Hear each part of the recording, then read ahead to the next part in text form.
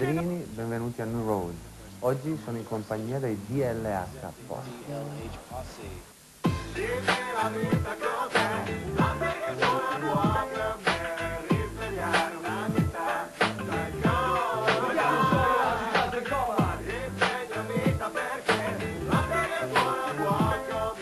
DLH Posse nasce nel Friuli quando l'hip hop nemmeno si sapeva cosa fosse, non era una moda, da cui il nome, e siamo partiti come diffondi l'hip hop e poi la sigla ha utilizzato tutti gli altri possibili combinazioni.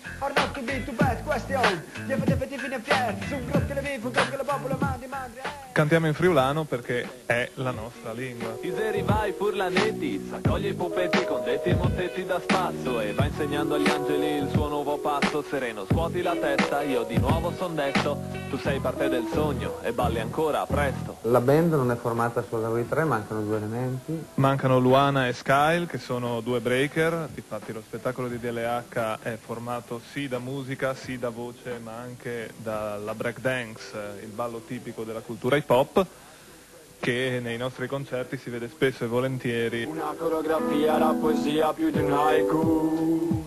Con Sisal vorrei parlare del nuovo singolo che, non vergogniamoci a dirlo, ha avuto un discreto successo. Sta andando piuttosto bene, sta andando tuttora piuttosto bene, si chiama Cerchio di Stelle, fatto con un featuring di quella voce meravigliosa che è Al Castellana.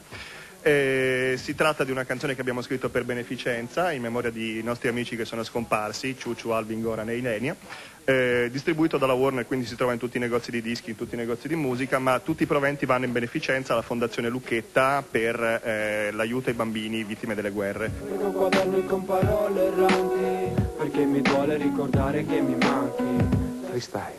E yeah, non me ne roba che fai, sono strane, direi che posso chi, che sta roba chi, come devo rischare, non me ne roba che fai, direi domani, che sto come devo rischare, non me ne roba che ti fa, spazio che devo rischare, sa, un che ti venga.